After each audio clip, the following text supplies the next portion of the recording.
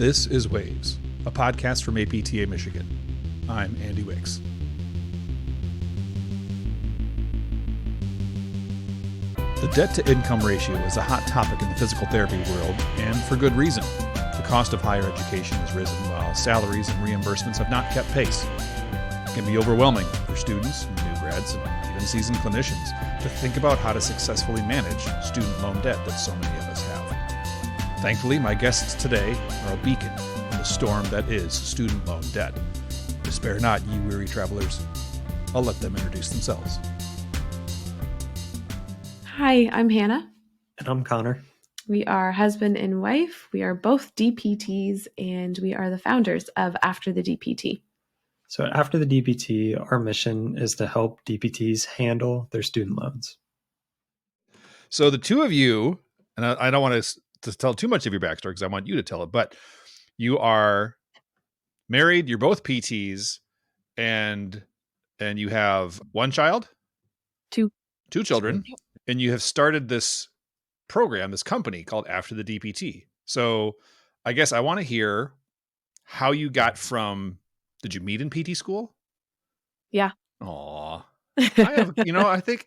Well, technically we met before DPT school, actually. Okay. We met in undergrad. Okay. It just took me till pretty close to DPT school to get her to date me. So okay. So were you dated before entering PT school? We were, yeah.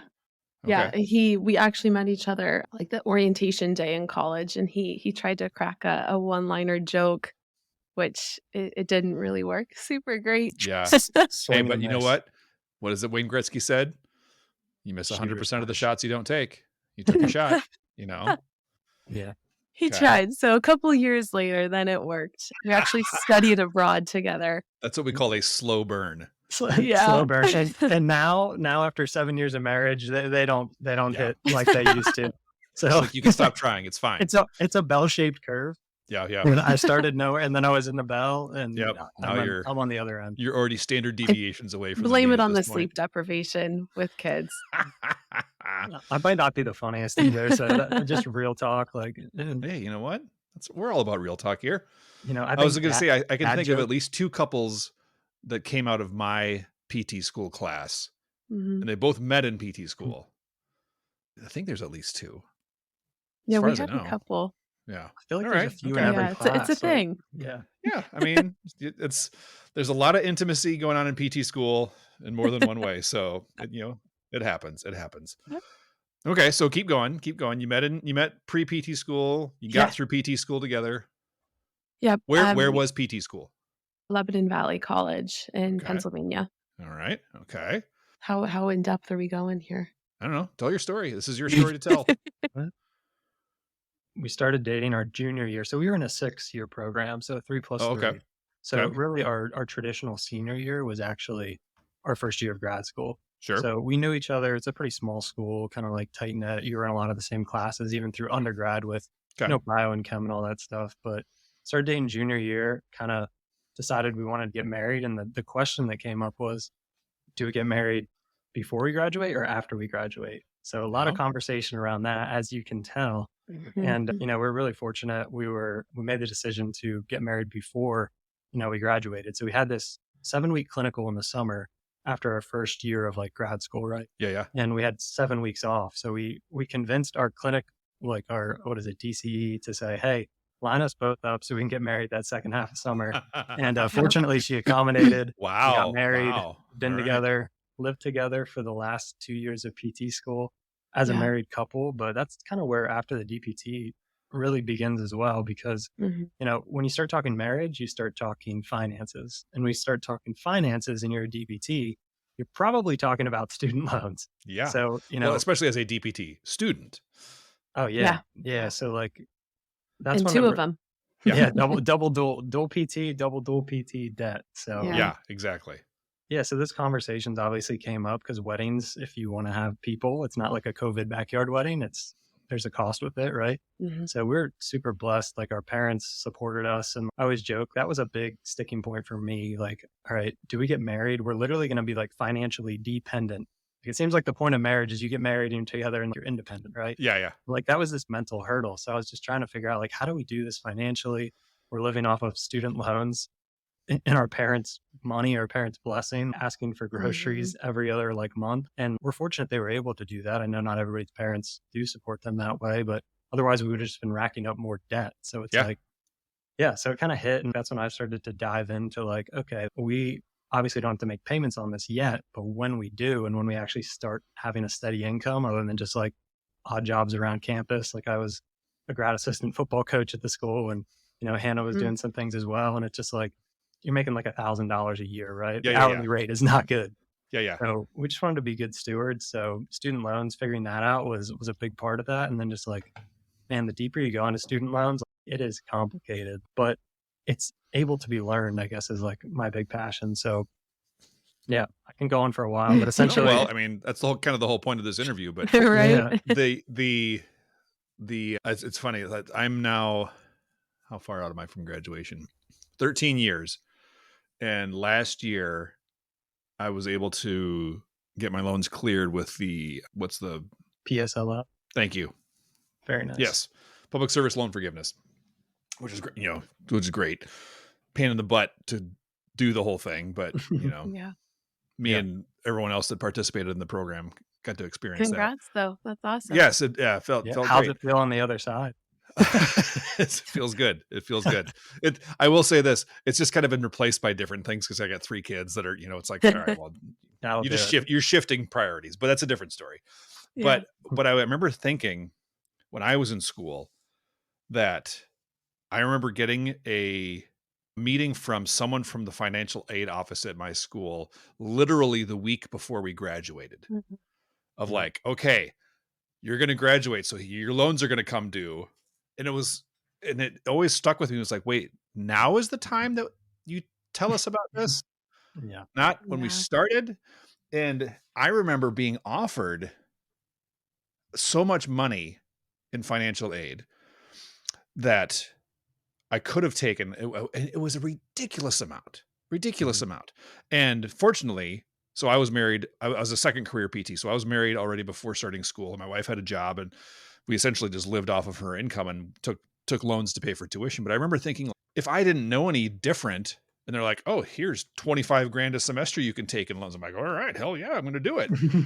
Not ever thinking like, wait, I'm going to have to pay that back. With a lot of interest. And so it was just, to me, it was my own experience was like, wow, I had absolutely zero financial education.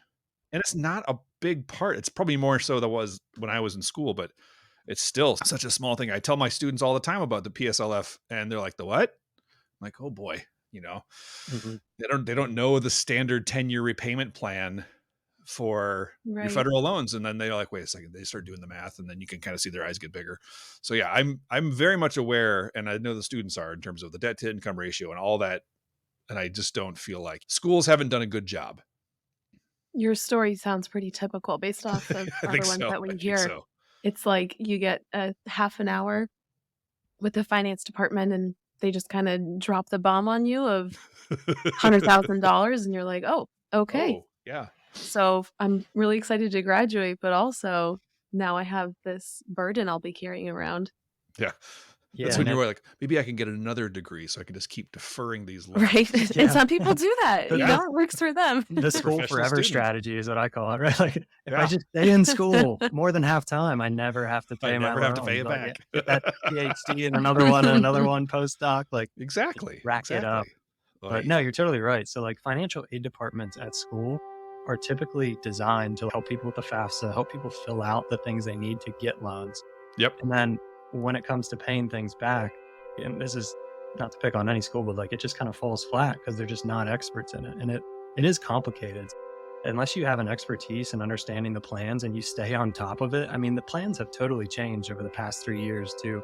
For those of us who've been paying attention and, helping people out. And it's crazy because like almost month to month, sometimes week to week, there's a new announcement of, oh boy, whoever's in the political party that, is in the president seat is making changes. So yeah, it's really interesting, I guess, to see, but it's also like, wow, that's a pleasant way of putting it. When this affects you to the tens of hundreds of thousands of dollars, it can be a little bit scary. So definitely, man, just like understanding that that's my huge passion is man, like if you understand it, it can literally be hundreds of thousands of dollars piece of knowledge that you get. It's definitely scalable that way. And it has the ability to just change your life. You can really create the lifestyle you want, where we have heard a lot of stories, and we have even friends that are just working all the time as hard as they can, PRN, full-time jobs, just trying to piece together stuff to just make ends meet. And it's, if you know enough about student debt, there are strategic ways to go about it where you can still have a family if you want a family, or go on vacation, or maybe you don't have to have 2 jobs and piece them together. Well, and it's kind of interesting that for all of the talk about autonomy and the, we are a doctoring profession now, and at the same time, just like what you said, Hannah, sometimes it doesn't feel that way when you need to have at least 2 jobs and things like that to pay off, just to live. Yeah, and I found that like probably the most common question whenever I had a student, so I should preface this that I'm a stay-at-home mom now since our son was born. So I'm not in the clinic anymore. But when I was in the clinic practicing, the most common question that I had students ask me was, is the debt worth it? And that's like a hard question to answer. How do you answer that one? Yeah. Have you ever gotten that question, Andy? I'm curious because I've talked to other professors who have a piece as far as like, going to open houses and things. And they've said to me like, hey, this is a question that I've gotten from a prospective student. So have you ever gotten that question? I've never gotten that question directly, but I will say, this is something I was going to talk about a little bit later, but here we are. So we're going to talk about it. That the students today are much, I don't know if savvy is the word I want to use, but in terms of like, they're consumers. Okay. When they're looking at schools. And when I was looking at school, I lived in the Twin Cities in Minneapolis. And at the time, like I said, we had a house, we had a mortgage, my wife had a job. So there were 2 schools in the Twin Cities. So I applied to the 2 schools in the Twin Cities because that's where I could go. And that was kind of the end of my decision-making process. Mm-hmm. And now it's very much cost-driven. And to me at the time, tuition was like this. Yeah, I understand it's going to cost a lot of money, but I didn't put a lot of thought into it. It was more like, it's going to cost a lot no matter where I go. Big deal. But really, there's a significant difference in costs from program to program. Little insider tip for you. Chances are that the programs themselves have little to no say in terms of the cost of their program, in terms of credit hour cost. That's another thing. But doesn't mean that it doesn't apply to the students. And so the students are now making a lot more decisions about where to go based on cost. And I can't blame them for that. That if I get a DPT from school A and a DPT from school B, and A costs $20,000 more than B in the end, I'm going to go here. Yeah, and there's even a lot more transparency, as you probably know. Like CAPI, so the accrediting body, this past year made it a rule that within one click of your home page, like your home DPT page, you have to have the financial fact sheet, which actually lists out what is the tuition cost, what is the average debt for your students. So I think they are doing a good job making an effort to making that more transparent for consumers, because like it is hard to compare apples to apples, and some offer these special scholarships or different things, and it's like, well, what does that actually mean? So at least it gives it a better picture. And I will tell, with some of these changes that have come as far as the different ways to repay student loans, so there's PSLF forgiveness, which is 10 years working at a nonprofit, and we don't have to go crazy in detail with this stuff, but we can if you want. And there's actually a long-term forgiveness option as well, which is 20 or 25-year forgiveness. And there's some different tax differences with that. But with some of the new plans that are coming out, we're actually seeing a big shift as far as, looking at people who have,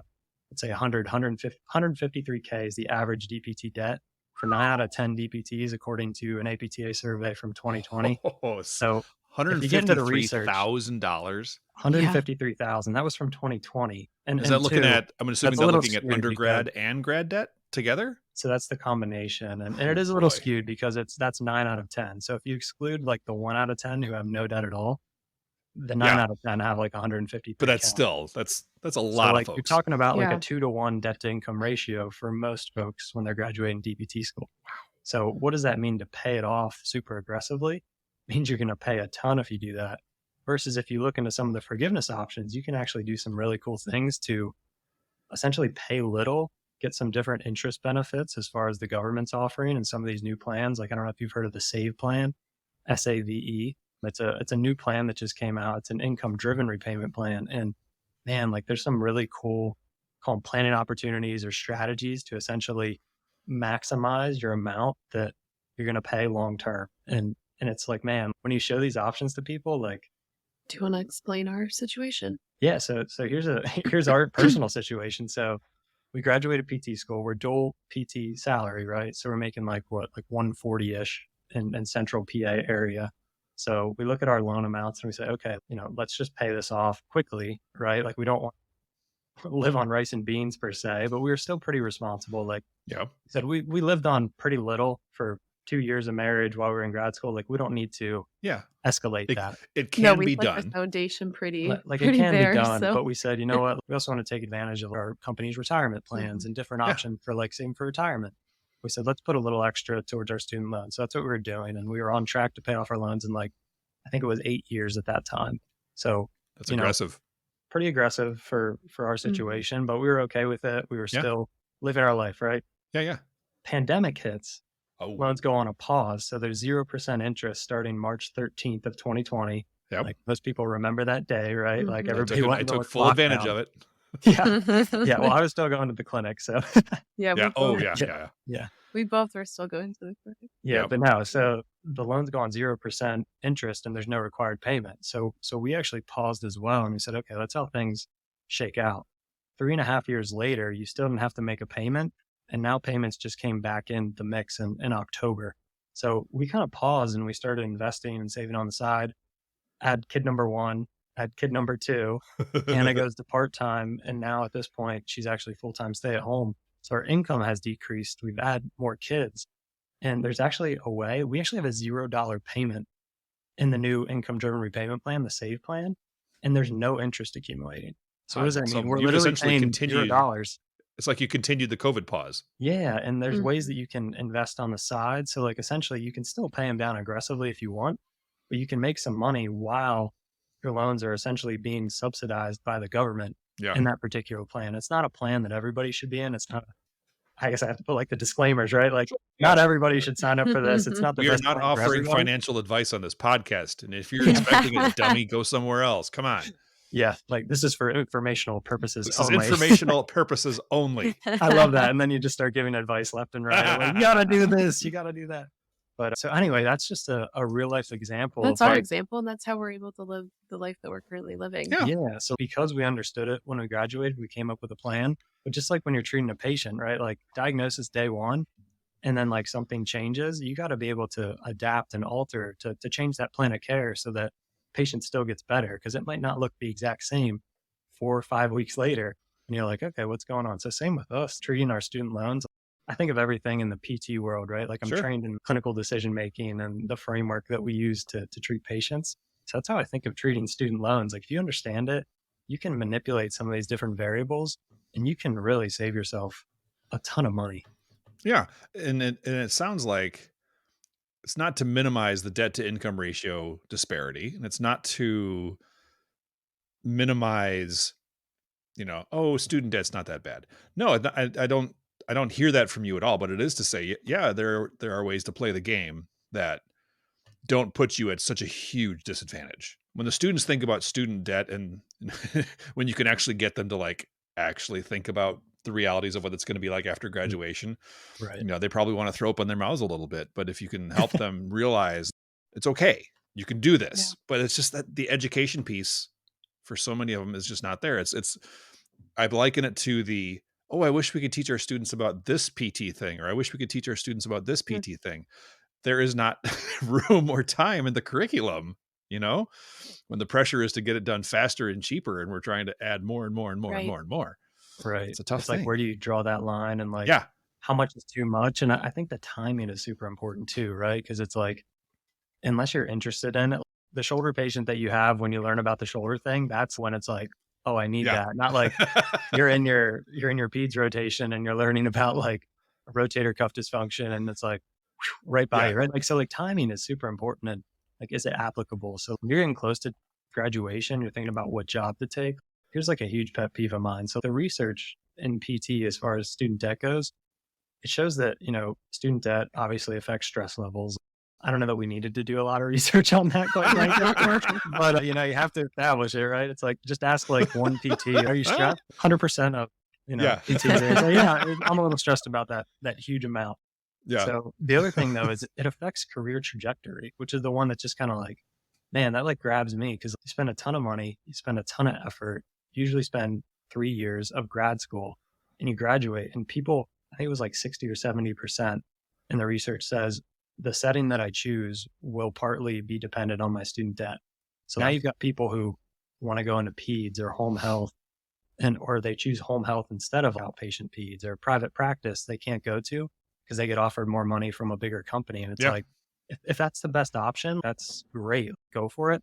But if you feel that pressure because of 10 or 15K that you're going to give up the residency, give away the mentorship to take that extra couple bucks, man, like I can show you why it's not as big of a deal as you think. And also just to be a good clinician, man, if you're in the clinic treating 40 plus hours a week, you want to love what you do. Like, I think that's as clear as it gets, of just like, you don't want to do it because it pays the bills. It's not what we go into PT school. Yeah. Like when you think of getting to PT school, you didn't think about like, oh, I'm just going to go to that job that I have to go to make a couple extra bucks. Nobody pictures that. Yeah. And it's happening. I think that's the really sad thing to me. We've talked about burnout before here, and I think that's a huge contributor to it. That's interesting that you frame it in that way. I hadn't considered that, but it makes absolute sense. Yeah. So, all right. So I want to hear the story then of you both graduated, and I read your site a little bit. So Connor, you went outpatient ortho. Hannah, you went outpatient peds for a little while. Yep. And then when did After the DPT become After the DPT? Pre-pandemic. Yeah. Pre-pandemic. Okay. So like if I think of a deadline, it's like, oh, is that pre-pandemic or post-pandemic? Like that's how I know what year it was. And it was actually like January, I think, of 2020. It was in the height. My brother had moved in with us because it was you're supposed to only be quarantined for 2 weeks, like the initial 2 weeks. So he was with us, and I remember you were shooting your first video, and we have a whiteboard, and he strategically made the whiteboard cover our wall of pictures in the living room. So we could take down all the pictures we had in the living room and just hang his whiteboard perfectly over. We wouldn't see any nails or anything. It's like, this guy looks so good. My brother was in the spare room we had. So that was like I just remember. Why do you think this is here right now? Okay. Looks good. It looks good. Thank you. Because you don't want to see my laundry room right behind it. There we go. Well, where are we? Yeah, we're in our bedroom. In the corner of the bedroom. Yeah. Hey. Yeah. It's my office this now. Is his office. Yeah. Yeah. Got to use the space you have. Exactly. Yeah. So it was January of 2020. Again, like after we graduated, we had a pretty good idea. That little half hour, it's called exit counseling. It's like a requirement from the government. Come in, everybody log in, make sure you log in. Did everybody log in? Okay, now pick your plan. And what do most people end up in? The 10-year standard plan, because that's the default. Like that's the default. If that's not right, I guess that must be the best. And usually it's not, but that's a side point. So we know what we're doing. So we started to get some questions from our friends, like, you actually know this stuff? Like, what does this even mean? That was kind. He said we started to get questions. I think it was mainly him. He was the one that was getting all of those questions. That's good of you to say, Hannah. But Connor's trying to make this a family affair here. Yeah. So like as far as the company breakdown. Yeah, right? let's talk about the company breakdown here. If it looks good, Hannah. So like the t-shirts, they look pretty cool. They look fantastic. Design looks good. The website, anything that's color coordinated. If I ever give a talk, like she looks at my PowerPoint, she's like, "This is horrible." She like puts it in. You need camera, that though. You need that. It up, like anything that looks good. An easy way to remember is she looks good, and she does everything that makes it look good, right? Okay. See, he laughs at my jokes. But Hannah, you're doing great work. I just want to say. Yeah, it's been a fun passion of mine. Honestly, I had a blog way back in the day, so I kind of had a little bit of a background on how to make a website and some graphic design. Not that I went to school for that, but it's something that's kind of fun, and I don't know, I can get lost doing it. So you're each playing to your strengths. Yeah, we have our own strengths, and he's obviously the brains behind it. The nerd. Yeah. Do you want to explain that you have certifications and you You actually do this full time. He's not in the clinic anymore either. Neither of us are, which is kind of crazy to. Super Does it seem weird? Think. Yeah, super crazy. And so After the DPT is now a full-time venture for you. It is, yeah. So I'm a full-time student loan consultant. I created a course where people can take it, and I do one-on-one consults as well. And yeah, it's kind of went from like side hustle to really just started out as like, how can I help my friends? Because I was getting so many questions. And then I started to do some lecturing at like some different local universities of just like, and that would lead to like more questions because I try and cover everything in an hour. And I realized like, you just can't do it. Like, no, I did a 1 hour lecture, and then like, there was like so many requests. I actually ended up doing a second hour, and I still couldn't get it all in. And like, it was almost like that danger zone of like, oh, like I know what I need to know, which I like tried to be really clear. Like, I'm going to give you as much as I can, and I'm going to give you resources, but like, don't pretend like in this 2 hours, you know everything like you need to know, because you don't. And it's a little bit more complicated than that. That's got to be a little bit hard. You know, we were joking about saying that, you know, we're not giving you actual financial information, but I imagine in that setting, you really have to be careful with that, of saying like, listen, like I'm giving you just enough to be dangerous, but be careful here. Yeah, it would be like a good comparison, like the PT world, but like it'd just be like, I don't know, someone sits in on like the first half of a lecture and you don't get to the red flags. Like, there you go. That's a good analogy. Like, do a rotational manipulation of the neck on everybody. They'll get better. Yeah, like, but don't learn about the vertebral artery test. That's probably a bad idea. Like, because we know that there's a high risk with that. Like, and you can do it on the right person at the right time, and it can be super effective. But it's not like everybody who comes in gets this. Yeah. So, there you go. Yeah, trying to again strike that balance of how much do I give. You were also teaching beyond just student loans in the beginning. You were also doing workplace benefits. Yeah, just like all other things areas, new just grad everything finances. After you get your degree, after the DPT, which is hence the name. Hence the name. Yeah. Over the span of the last couple of years, it's really tailored down to student loans. That's kind of well, it sounds like has mainly fallen. Yeah, I mean, there's enough work to be done there that keep you busy for a long time, I would imagine. Yeah. And it kind of progressed naturally from just like helping friends to helping colleagues to like, okay, let's create this course. And then I actually said, okay, instead of being like that guy who just read a bunch of blogs and watched a bunch of YouTube videos, I actually passed, it's called the Certified Student Loan Professional Exam. I wanted to ask you about that. So tell me more about that.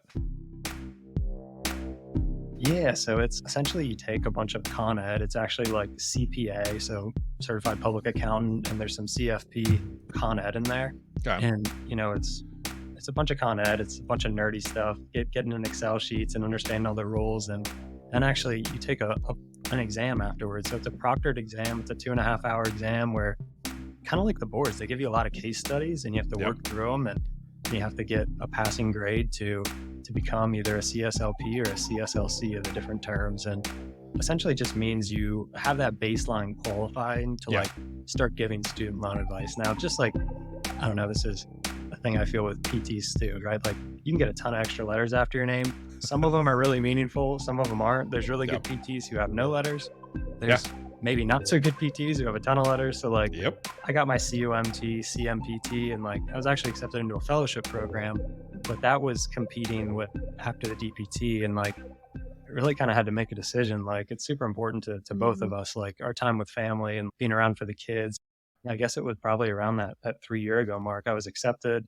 I was like, okay, it was through NIAMP, so North American Institute of Orthopedic Manual Therapy. And I would have had to done a bunch of weekends. I would have had to get like my fellowship mentoring hours, which I would have been taking off work to go shadow, and just a whole lot of details. And I was like, well, what if I put this time into helping DPTs with their chronic pain, right, of student loans? So I was like, what a way to put it. What if I help the helpers rather than getting even better at treating patients? Because I don't have time for everything. That's something I struggle with a little bit. Hannah could probably speak to that. Like, I want to be really good at everything. It's like, you just can't be the best at everything. So I really want to help DPTs with their student loans, because man, I've seen the impact that it can make understanding this stuff, and just like the weight is off. And it's like, oh my gosh, you mean I can get married and I can have kids and I can still live my life? That's awesome. And I've also seen unfortunate cases of like someone who made a huge mistake and then they come for help after the fact. And sometimes it's irreversible. It's super sad. And I could share some stories, but it's just heartbreaking. It's like, oh my gosh, this is a burden that now you're going to be carrying because of some of the things you did that you just didn't know. Unfortunately, you thought you knew. And and now you're here. So let's figure out a plan to help. That's got to be hard. If nothing else, I guess they could be cautionary tales to other people. That's still not a great outcome for that person, but yeah. Wow. And it's to no faults of their own. Like we've talked about, PTs were generally pretty smart people. I mean, we're in school for several years. We know our stuff, but you don't know what you don't know. So when it comes to finances and student debt, if your parents never taught you, your school didn't really teach you much, you just don't know what you don't know. So that's kind of where Connor saw this gap, and he's like, I got to fill that. How can I fill this gap? I've never met a PT who isn't super capable of learning like really hard things. Yeah. Like you don't get your DPT degree and you don't pass your boards unless you have a really good ability to learn. And just because you don't like finances doesn't mean you can't learn it. Yeah. One of those things that like, whether you learn it or not, it's going to affect you the rest of your life. It's going to affect your relationships, your future family. It's going to affect everyone. So you have to love finances. And Hannah and I definitely think differently. Like I get all fired up. I get excited talking about finances. Hannah's like, I absolutely hate finances. I don't like just to talk about it. Yeah. She's actually fallen asleep literally when I talk to her about finances. Literally, if I'm having a hard time sleeping, I'm like, do you want to talk to me about finances? Oh boy. Yep. Yeah. So we could not tell be me about those spreadsheets opposite. again, please. Talk to me about another income-driven repayment plan, Zonk. But what we found is that most people can relate a little bit more towards me with like, I don't want to talk about my student debt. I don't really want to know about it. Like out of sight, out of mind. I'm just going to pay it off. Whatever. Yeah. Don't think about it. Yeah. And that's totally how I resonate. Like it's not my thing. You're Somehow it's become my thing, She tolerates it.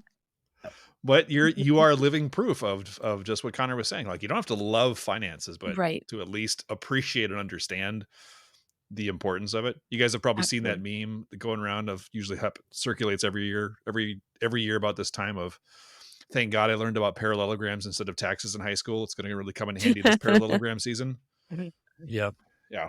Kind of the same thing. Like we don't go to PT school to learn about finances, unless I will qualify that because I'm definitely not someone who is ever interested in owning a private practice. It just never was something that on my radar. But like my classmates who were, we had that elective where you had to come up with like a business plan model for opening your own clinic, and I was just like, this is stupid. I'm never going to do this. Blah, blah, blah. but my colleagues who I think some of them actually own their own clinics now, like absolutely was very important for them because that, you need to know things like the finances of how, are you making more money than you're spending? Are you keeping the lights on? Blah, blah, blah. So I get it. It has its place, but yes, probably most of PT students and PTs out there, this is not high on their priority list. Yeah. Not as high as it should be. Right. Is that a better way to put it? Not as high as it should be. And I think the reality too is like, that most of us get into this profession just because we like helping people. Like we like building a relationship with someone. We like, getting them better. Most of us end up here, at least from who I've talked to, because they had some sort of PT experience. I know that was my personal experience. I had a spondy at 15, was recommended a fusion from the first surgeon. Fortunately, my mom was in the room. We got a second opinion and, they said, hey, well, why don't you try some physical therapy? We could go in there and we could fuse L5 and S1 and, but let's go try PT first. And then 6 to 8 weeks later, I was totally pain-free and I was back to playing football and basketball. It's like, holy cow, would my life have been different without PT? So like, I love PT. I think conservative care first is just the route that we should all go. I probably don't need to say this on a PT podcast because all of us are here and we all know Preaching that. To the choir, Connor. Preaching to the choir. You don't get into PT to know finances, to understand student debt, but man, it's going to have a huge impact on you the rest of your life. So like, man, just like, I don't know, stomach it, bite the bullet, do some diaphragmatic breathing because your sympathetic nervous system is probably going to go way up when you look at your loans. Like, I think you can also just say like, put your grown-up pants on and deal with it because come on, this is, this is real world. It's not that bad. Well, sometimes it can be a little bad, but there are often like, man, like just understanding it is the huge Can you thing. tell this is his soapbox? I know. It's great. I love it. Yeah. I absolutely love it. I'm actually sitting on one right now. Good for you. Good for you. So for the two of you, how would you, what would you envision? What would be your vision for what PT students learn in school about student loans? If you could create, if CAPTE came to you and said, "Hey guys, come up with the standard for schools to abide by when it comes to financial education," what would it be? Hannah, I'm sure you've spent late nights thinking about this. Yeah, I'm gonna let Connor handle this question.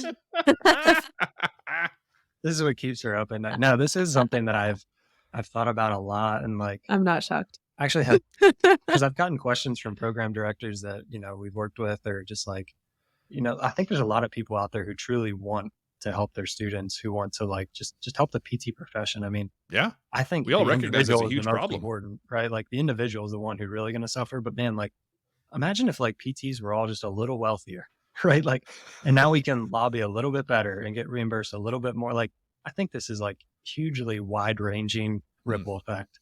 Yeah. But like, I like this stuff. So that's what I think about. But as far as like what program you would implement, I really think like you could somehow put it throughout the entire program. So like, let's just assume, I know there's some programs that aren't 3 years, but most DPT programs I think are 3 years.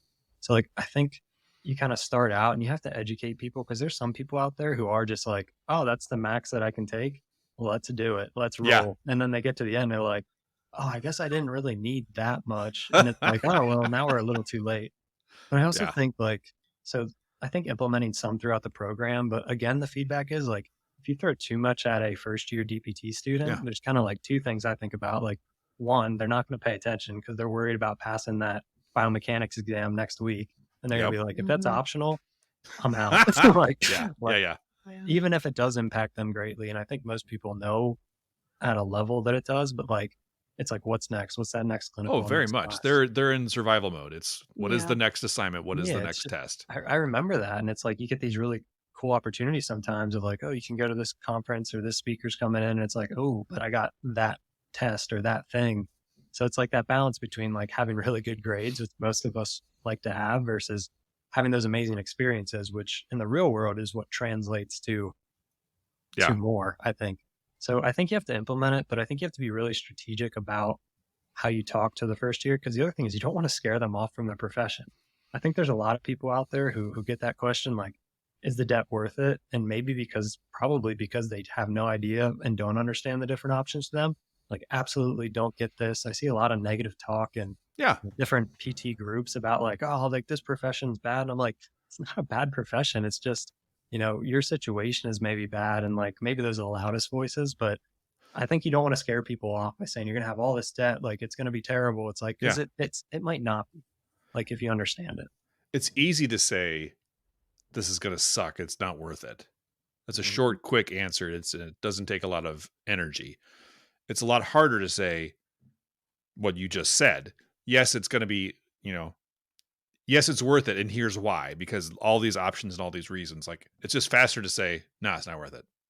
Yeah. And like, if your goal is to make as much money as you can, maybe PT isn't the best profession unless you want to open your own clinic and do some different cool things like entrepreneurially, like you can still do that, right, in the PT route. But if your job, like if your goal is like, I want to be in the medical profession, I want to help people make as much money as I can, like there's other better options with different debt to income ratios. Go be a dermatologist, right? Then. Yeah. Like it's I think we've talked about it before too, that you can't educate, you can't educate too early, but it's also never too late. Like, just educate your students at some point, because it's lacking throughout the whole time. I will 100% agree with both of you. I think I'm thinking like to our first year's orientation, like the first day they come into the program and they all look like deer in the headlights. And I was going to say all this information and here's your schedule. Here, you go, introduce yourself to all your classmates, and here's where you were going to be, blah, blah, blah, blah, blah. And by the way, here's some financial aid information. Like if they absorb 15% of that, we're like, all right. Right. So yes, you have to repeat and check in and reinforce. And while yes, I felt like my own financial education in school was too late, because that was also the first but at the same time, I'm like, well, I'm glad I had something, Yeah. instead of just defaulting to the 10-year plan and just gritting my teeth and taking it. Yeah. And I think it has to be implemented kind of throughout. And the thing that we've seen the most successful is like shortly before graduation, because that's when like talk about like the sweet spot of like, okay, now I'm ready because like that monster on my bed, like I'm gonna have to like face it here, right? Like storm's coming, like whether you're ready for it or not. Like, but imagine now we can say, so that monster we've been telling you about for the last 3 years, okay? Yeah. Remember we talked about it every semester? Yeah. Okay, get ready. All right. So we talked about soapboxes briefly, and that Connor, you're sitting on one. Really, we should probably talk about getting you something better to sit on, like a physio ball or something. Hey, man, or a PT after all. We still have some student debt, so soapbox is as good as it gets. That's true. We're living in it as well. Engage your core. What other soapboxes do you guys have?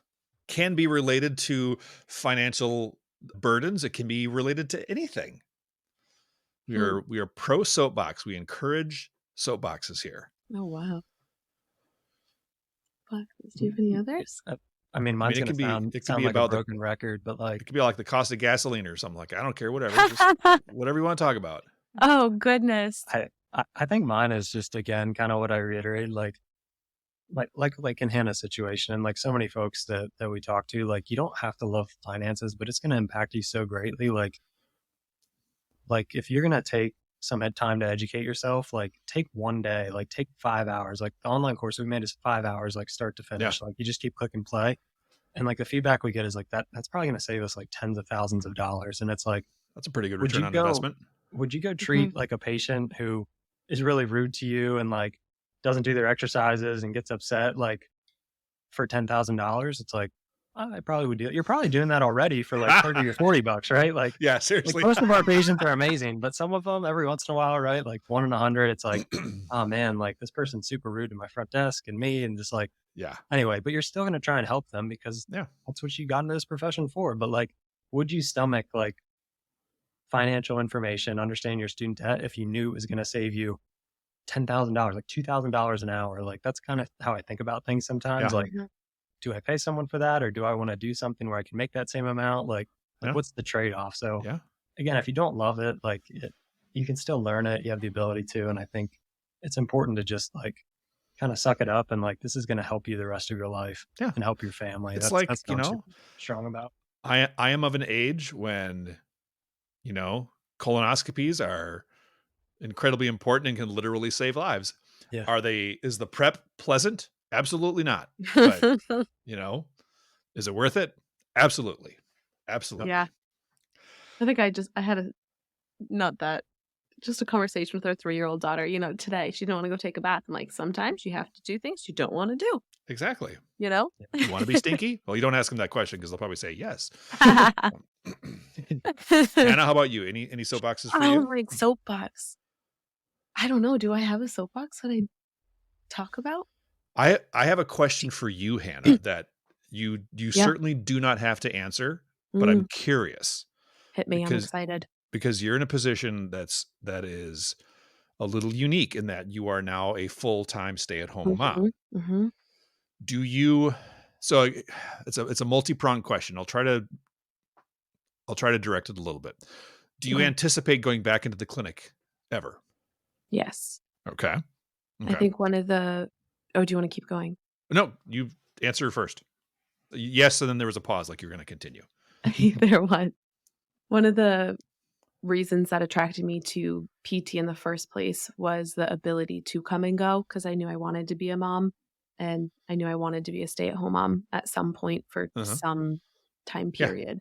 And we had even talked about that before we got married, that it was both important to us that I would be home. So I know in today's world, that's a little bit different. I think I'm one of the only PT, like of my coworkers and colleagues, that has stepped out entirely. Yep. Some just have done PRN, early intervention, school system, things like that to still maintain the flexibility of the schedule with their kids. But for me, it was just important to step out completely for a little bit. And I absolutely love it. That's probably my soapbox. I don't know if it's a soapbox, but I just feel like I'm completely living my dream life at home with the kids, working on a business with him. So it's just been a really cool season of life. But saying that, when I originally got into PT, I knew that this would be something I could go back to. As long as I keep my license, which I fully intend to do, I can go back and do something in the school system or early intervention and still have that flexibility. My wife did a similar thing when our kids were born. We have twins, and then we had a singleton, and she was home with them kind of until they got into kindergarten, and then that's awesome. So here's a follow up. This is for both of you. I don't know if it's really a question, more of just a comment, and I want to hear your reactions to it. So I actually did an episode of the podcast a couple years ago with a woman who wrote an article. The article was from 2007, but I found it and I was so intrigued by it. I tracked her down and asked her about it. And it was an article that she wrote. It was a research article. It was a survey of first year PT students. Okay. And asking all a bunch of different demographic data, gender, where you're from, college major, blah, blah, blah, whatever it was. And in there, she was also asking them to give expectations for their career. What do they expect to do? How much money did they expect to make? How high up do they expect to advance? And in multiple categories, the men statistically significantly rated themselves higher in terms of things like they expected to make more in their first year of practice. They had a higher percentage of expecting to own a business, to be published, to be faculty, to get into administration. And I feel like there's one more. And it just struck me as really interesting that, and again, these were first year students that they all based on their own predictions for themselves. And when I talked to the author about this, and we were, she didn't do a follow-up study of kind of why. And that was one thing that she wished she was able to have done, kind of get that more qualitative research and things like that. But she was hypothesizing. And this is a woman who was a chair of a program, so a woman who had clearly risen pretty high in the ranks. And that was one thing that she talked about was like, well, this I think is a career that appeals to a lot of women for exactly what you said, Hannah, being able to kind of back out, come back in. Mm-hmm. And I've interviewed a few people who have done exactly that. I guess I'm just curious to hear the thoughts from both of you about your reactions to those data points, and if you have any thoughts. That's all. That's very interesting. I think I can agree that just even our classmates, thinking of all of our classmates that have graduated, that kind of seems to parallel with the male versus female there. Yeah, it makes me think of, it was probably like 5 or 6 years ago, I listened to a TED Talk, which almost said a very similar thing. It was actually about negotiating. It was probably around when I was like getting that first job and like, let's look up how do I negotiate a salary? You know what I mean? Like, But I remember watching that TED Talk, and it was a woman who was speaking, and they did some research that essentially showed that if a man negotiates, he will negotiate really hard for himself. If a woman negotiates, she will negotiate less hard for herself. Like essentially, like men would ask for more than a woman would based on the research. But if the woman was negotiating for someone else, it was like equal. And I was like, wow, like that really kind of hit me to say like, so like men, I guess, according to this, will like really go after themselves. Women won't as much. But if a woman's negotiating on someone else's behalf, they will really like go into it. And I'm like, wow, that's maybe telling about us as men versus women. And just, but I wish I could quote it better, but that's as best as I remember. And I just remember thinking like, wow, so talking about the wage gap and some of those things. And it's like, wow, like that's an interesting factor that I would never have considered. And thinking about that, I'm like, it doesn't surprise me. But wow, whoa, it's so interesting. And I've also heard that's psychological. I think of like very much. As a mom, right? Like if she's like fighting for our kids, like she's gonna be like getting after Mama bear kicking in there. You don't mess with a mama bear. Me, like staying home, like I'm putting my career to the side. Yeah. To be a full-on mom for them, and it's not that it's easy. But I'm guessing, Hannah, you advocate for your kids. Oh yeah. Fiercely. Yes. Appropriately, but fiercely. Yes. Right. Yeah, that's interesting. That's a super interesting article. Oh, yeah. I'll link to it in our show notes here. Very cool. Anything else you guys want to talk about? I want to be respectful of your time. I know it's 10 o'clock for you guys as well. Yeah, sleep is far and few. It's funny with the scheduling. It was like, all right, when can the kids both be asleep? Yeah, we have the monitor. We're gonna have to go real late because there's no guarantees. There still isn't. But. We've got little man with 2 teeth coming in. Big sister's got a double ear infection. We were at the doctor's last night. We all clearly sound a little raspy. We're fighting something too. So. Man. Sorry to hear that. It happens. I know. You understand. I get it. I remember those days. I was just talking to a friend of mine who his oldest is about to graduate from high school. And we were talking about like, they grow up so fast. And he was the pastor of our church, and he was holding a baby like afterwards, and the baby was just like sleeping in his arms, and it was very adorable. He's like, yeah, it was great for 45 minutes, and I could give him back. Like, I don't want to do it again. Like, yeah, I have heard that. I'm there with you. Yeah. I'm there with I think you. That's like another side soapbox. We've talked about how like just you can be a really good PT when you get sleep. Just like a functioning adult, really. Just in life when you get sleep. But then when you start getting like an hour here, 2 hours there, and then you only get 3 hours the whole night for a couple nights in a row, you just kind of start to decline. I'll tell you where it would crush me is like my documentation at the end of the day. Yeah. Like I feel like I'd like to think, like obviously I probably think too highly of myself, but I like to think I did a really good job still for my patients, and like they couldn't tell. But then at the end of the day, I was just less efficient in between patients documenting. I'm like, oh my gosh, like I've got all that to do, and the brain just doesn't work as well. So it's like that's where I would get hit the hardest. I tell my students, if there's one piece of advice that they will listen to for me, it is get sleep. It is the one thing that you can control to a degree, and it has the biggest bang for the buck. And they're always like, I know. Yeah, I remember reading about like, I love listening to podcasts and just reading about like high performers. And it's like, that was one thing that is like a common trend with like super high performers. Like they get really good sleep. Like really good athletes are really focused on their sleep, and same with like entrepreneurs and like CEOs. And it's like, sometimes you get this perception of like, I'll just grind it out. And like, there's a lot of voices out there saying like, just go as hard as you can all the time. Like, don't sleep, sleep when you're dead. And I'm like, yeah, that's one route. But again, like there's a lot of different ways to go, and sustainable. And I wish that I were someone who didn't need to sleep, but I do. The book I recommend, and I actually have a copy of it in my office, and I've let my students borrow it because of course they have a lot of free time for reading. Is a book. It's called Why We Sleep by Dr. Matthew Walker, who is a sleep neuroscientist. Wow. And it is just chock full of like scientific studies mostly talking about how awful it is when we don't sleep, but it's like empirical data. Like you don't sleep, all of a sudden your memory capacity, plummets by 40% with like one bad night or whatever. I'm not going to pretend to quote it, but it's pretty remarkable. Here's a question. Do you think he would be insulted if you fell asleep while reading his book? How would he feel about that? Be like, oh, you're doing the right thing. Yeah. He'd be like, oh man. Hopefully he would be like, I did my job. Well done. Maybe he had to have, that's probably a good idea. I should see who did the audiobook for it. Cause if it's like Why We Sleep by Matthew, like, right. Anyway, I'll listen to that instead of him talking about finances. Yeah, there you go. I actually have one of those voices. So if you ever have a book that you want people to fall asleep to, like, I'm your guy. Like, income-driven repayment plan. All right, where can people find After the DPT? AfterTheDPT.com. AfterTheDPT.com.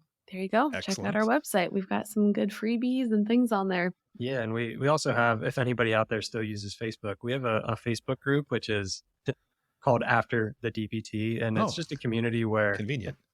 Crazy, we named it that, right? Yeah, but it's essentially just a community where there's like almost 200 DPTs or DPT students, where you can kind of hopefully have that hive brain of whether it's student loans or finances or just like regular life DPT stuff. So, so you can check us out there too. Yeah, and we will link to all those things in the show notes. So Connor and Hannah, thank you so much for spending an hour with us. And we'll get the word out as much as we can. Check them out After the DPT. If you have any sort of questions, concerns about your student loans, these are the people to talk to. this guy. This is the guy to talk to. But thanks for having us. But it looks nice because Hannah did it. Yeah, it looks nice. Yeah, she had her fingers on it. All right, thanks, guys. Thanks, Andy. Thanks, bye. Doctors Hannah and Connor Pierce are physiotherapists and the founders of After the DPT. They are doing yeoman's work to help reduce the fear and stress around student loan debt.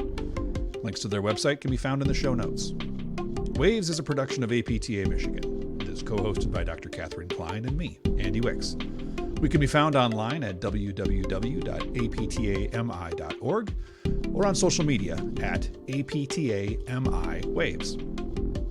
Don't forget, you can get license renewal credit just by listening to Waves episodes if you are a PT or PTA in Michigan.